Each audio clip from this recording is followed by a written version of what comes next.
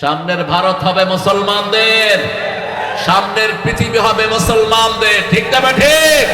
ভারত মুসলমানদের ছিল, আবার মুসলমানদের হবে। 750 বছর আমরা ভারত শাসন করেছি।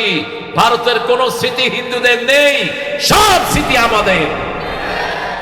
আজকে ভারতে মুসলমানদেরকে নামাজও পড়তে দেয়া হচ্ছে না। মোদি, তোর দিন শেষ, তোর পরিণতি হবে হাসিনার চেয়ে খারাপ। লিখে রাখো, হাজার মুসলিমের রক্তে তোর হাত রঞ্জিত। তুই পৃথিবীর 1 নম্বর সন্ত্রাসী, তুই মোদি। গেজেটে উঠেছে পৃথিবীর 1 নম্বর সন্ত্রাসীর নাম কি? লক্ষ লক্ষ মুসলমানের খুনে তার হাত রঞ্জিত হয়েছে। এখন তার শেষ ঘন্টা বাজবে খুব তাড়াতাড়ি, ইনশাআল্লাহ। শুধু আমরা একবার কলেমার উপরে যদি আসতে পারি, পৃথিবীর কেউ আমাদেরকে দমাতে পারবে না। ওদিকে পাকিস্তান, ওদিকে আফগানিস্তান, এদিকে বাংলাদেশ যদি ইসলামের উপর এক হয়ে যায়, মোদিদের পালানোর জায়গা থাকবে না। তবে নিরীহ হিন্দু ভাইয়েরা এখানে যেমন সুখে আছেন, সারা পৃথিবীতেও তেমনি সুখে থাকবেন। শয়তান কখনো সুখে থাকতে পারে না। যেমন আওয়ামী লীগের যারা মানুষের উপর অত্যাচার করেছে, তাদেরকে দেশ থেকে ভাগিয়ে দিয়েছেন কে? আমরা কিচ্ছু করি নাই। এই যে বিএনপির এও কিছু করে নাই। দৌড়াইছো কারণে? কারণ দৌড়াইছে আর কিচ্ছু করেনি, লাঠি টাঠি মারে নাই। এরা মামলা খাইছে, যারা মামলা দিয়েছে তারাই এখন ভেগে গেছে। ঠিক না ব্যাঠি? আমরা কারো বিরুদ্ধে মামলা দেব না, মামলা একখানে দেই। তিনি কে? আল্লাহ। আমরা সবাই এক, আমরা সবাই কোরআনের জন্য এক হয়ে যাব। ঠিক না ব্যাঠি? একটু আবার হাত তুলে দেখা দাও।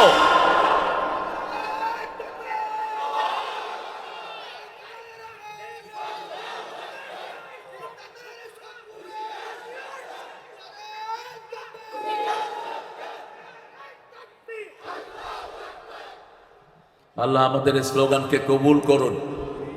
স্লোগান দিলে গুনাহ হয় বলে নাকি? কিছু লোকের গলা সংক্ষিপ্ত হয়ে আছে, একটু জোরে বলেন তো আল্লাহু আকবার। একটা মেয়ের সমান তো স্লোগান দিতে পারেন না। ওই যে মস্কান এক স্লোগান দিয়েছে, সারা পৃথিবী কেঁপে উঠেছে। হ্যাঁ, কারণ ওই রকম দৌড়ানি খাইতে হবে, ওই রকম স্লোগান দিতে হলে। দৌড়ানি তো কম খান নাই আপনারা। আল্লাহ সামনে যেন আমরা ওদেরকে দৌড়াইতে পারি, আমাদেরকে তৌফিক দান করেন। রাসূলুল্লাহ 13 বছর দৌড়ানি খাইছেন। কয় বছর? 10 বছর দৌড়ানি দিছে। কয় বছর? 10 বছর দৌড়ানি দিয়েছেন। 10 বছরে তিনি 80টা যুদ্ধ করেছেন। সুবহানাল্লাহ। কয়টা? 80টা। 23টাতে 27টাতে নিজে সেনাপতি ছিলেন। আর বলতেন যে যুদ্ধবিদ্যা শিখে না সে আমার উম্মত হতে পারে না। আমরা সারা পৃথিবীর মুসলমান কয়টা শরীর?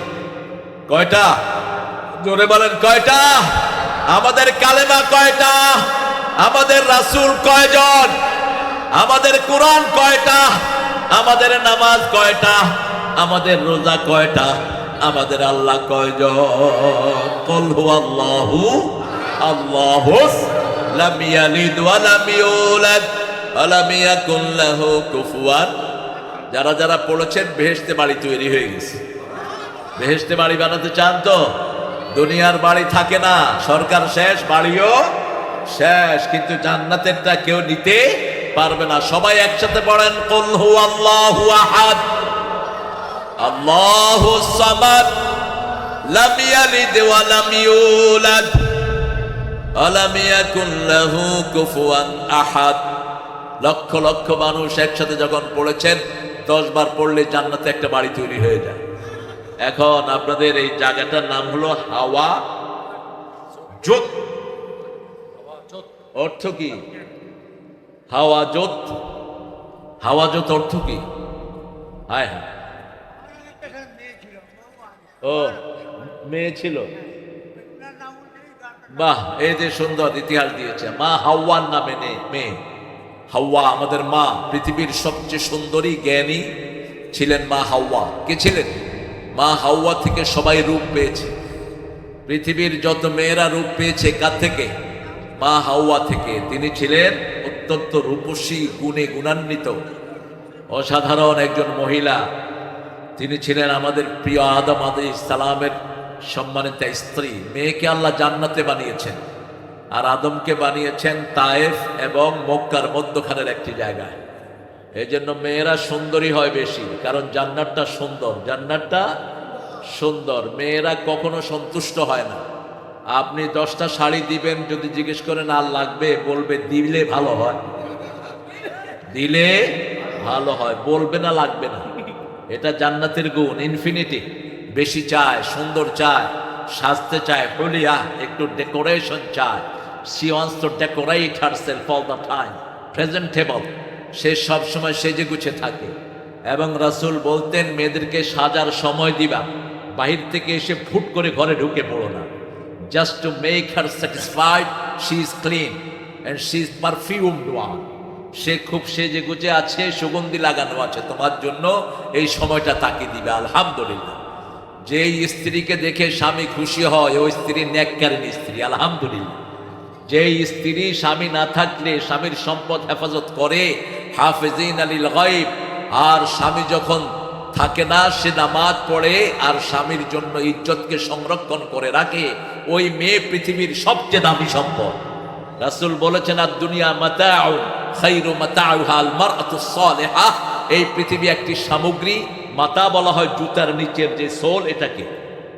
একজন মুফাসসির মাতার তাফসীর লিখতে গিয়ে he couldn't write। তিনি কি লিখবেন তিনি শব্দ পাচ্ছিলেন না। হঠাৎ করে একটা ছোট্ট শিশু বলতেছে, আবুয়া মাতাই, আবুয়া মাতাই, ও daddy, my last part of shoes have been ripped. আমার জুতার শেষ অংশটা ছিঁড়ে গেছে। তখন তিনি তাফসীর নিলেন। মাতাউন বলা হয় জুতা পায়ে দিতে দিতে জুতার নিচের যেই জিনিসটা পড়ে যায়, এটার নাম কি? মাতা। তার মানে হলো দুনিয়া হলো এই জুতার সোল, ঠিক না বে ঠিক? এই মাতা। আল্লাহ বলছেন দুনিয়াটা মাতা। আমা মাতাউল হায়াতুদ দুনিয়া ইল্লা মাতাউল গুরুর। দুনিয়ার এই জীবনটা হলো ধোঁকা। এটা কি? ধোঁকা। এর মধ্যে সবচেয়ে দামি হলো নেককারিনী স্ত্রী। আল্লাহ আমাদের মা বোনদেরকে সেরকম কবুল করেন। দিনিয়া, নুরানি ও হাফিজিয়া মাদ্রাসা সিপাহী পাড়া, তেতুলিয়া, পঞ্চগড়ের উদ্যোগে হাফেজ ছাত্রদের 12তম দস্তারবন্দি উপলক্ষে তাফসীরুল কোরআন মাহফিল। আজকে আমার আগে সাইদ কথা বলেছে সূরা মুদ্দাসসিরের শেষের কিছু অংশ থেকে, ইয়াতাসাআলুনা আনিল মুজরিমিন মা সালাকাকুম ফি সাকার ক্বালু লাম নাকু মিনাল মুসাল্লিন ওয়া লাম নাকু নুত'আমুল মিসকিন কুন্না নাখুযু মাআল খাইদিন কুন্না নুকাযযিবু বিয়াউমিদ্দিন। 4টা জাহান্নামীদের এলিগেশন। কয়টা? জাহান্নামে যাবে 4টা কারণে। কয়টা? নামাজ পড়তো না। এখানে এরকম ওলি আছে না নাই? আজকে ফজর থেকে এশা পর্যন্ত পড়ে নেই, আছে না? কি বলেন? তো এই ওলিটা কোথায় যাবে? জোরে বলেন, আরো জোরে। জাহান্নামে। অথচ রেডি হয়ে আছে জান্নাতে যাওয়ার জন্য। কয় হুজুর ইমান খুব মজবুত, নামাজ পড়ি না। তোর বুকের হাড্ডির নাম ইমান নাকি মূর্খ? নামাজ নাই তোর সাথে জান্নাতের কোনো সম্পর্ক। নামাজ নাই আল্লাহর সাথে কোনো সম্পর্ক। নামাজ নাই তোর ইমান নাই। নামাজ পড়বেন তো। 2 নম্বর, মিসকিনকে খাওয়া দেয় না। 3 নম্বর, আলেম ওলামাদের সমালোচনা করে। সমালোচনার জন্য এখন ইন্টারনেট একটা বাজে জায়গা। যা খুশি তা লিখে দেয়, একটু আখিরাতের ভয় নাই, ঠিক না বে ঠিক? বাইতুল মুকাররমের খতিব একজন সম্মানিত মানুষ, তাকে বলে পুস্কা, ফকিন্নির পোলা। কি অবস্থা! একটা বড় হিসাবে তো সম্মান পাওয়া যায়, ঠিক না বে ঠিক? যেমন আমার এই বাবাজিকে যদি আমি সম্মান না করি, রাসূল বলছেন তুই আমার উম্মত না, তুই আমার উম্মত না। শিশুকে যে আদর করবে না, মুরব্বীকে শ্রদ্ধা করবে না, মুরব্বী হিন্দু হোক, মুরব্বী খ্রিস্টান হোক, you must show the honour for him. তুমি তাকে সম্মান করতে হবে। কারাই? এটা সামাজিক বন্ধন। এই বন্ধন যদি কেউ রক্ষা না করে, রাসূল বলছেন সে আমার উম্মত হতে পারবে না। মান রাগিবা আন সুন্নতি ফালাইসা মিন্নি। যে আমার সুন্নতকে অস্বীকার করে সে আমাকেই অস্বীকার করে, ঠিক কি না? চতুর্থ, আমরা কিয়ামতের দিনটাকে অস্বীকার করি। কারা কিয়ামতের দিনকে অস্বীকার করে তাদের বর্ণনা আল্লাহ কোরআন শরীফে এলাবোরেটলি দিয়েছেন, অনেক বিস্তারিত দিয়েছেন। কারা কিয়ামতকে অস্বীকার করে? সবাই বলে তো আমরা ঈমান এনেছি, কিন্তু আল্লাহ বলেছেন না। ওয়ামিনান নাসি মান ইয়াকুলু আমান্না বিল্লাহি ওয়া বিল ইয়াউমিল আখির ওয়া মা হুম বিমুমিনিন।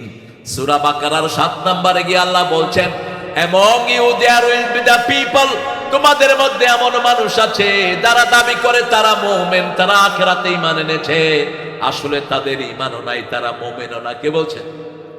কথা কম। কে বলছেন? আল্লাহ বলছেন। আল্লাহ বলছেন মুমিন না। আপনি ভোট দিয়ে মুমিন বানাতে পারবেন নাকি? আল্লাহ বলছেন মুমিন না, আপনি তাকে যত বাহাবা দেন সে মুমিন হবে নাকি? আমরা বললাম সে কি? আল্লাহ বলছেন ইউখাদিউনা আল্লাহ ওয়াল্লাযীনা আমানু ওয়া মা ইয়াখদাউনা ইল্লা আনফুসাহুম ওয়া মা ইয়াশউরুন। সে হলো ডিসিভার, হি ডিসিভ হিমসেলফ, হি ডিসিভ অলমাইটি। সে হলো ধোঁকাবাজ। সে কি? ধোঁকাবাজ। আল্লাহকে ধোঁকা দেয়, মুমিনকে ধোঁকা দেয়, আসলে নিজেকেই নিজে ধোঁকা দেয়, কিন্তু সে টের পায় না। আমি তার রেফারেন্সে আজকে কথা বলবো। ইউকাযযিবু বিয়াউমিদ্দিন, কারা আখিরাতের দিনকে অস্বীকার করে। একটা সূরার শুরুতে আল্লাহ এটা হাইলাইট করেছে। আল্লাহ সাঈদীর আলোচনাকে আমাদের আমল করার তৌফিক দান করে। হাফেজ মোহাম্মদ মনিরুর রহমান দিনাজপুর কথা বলেছেন, সালাউদ্দিন আহমদ পঞ্চগড়, প্রত্যেকের আলোচনা শুনবে।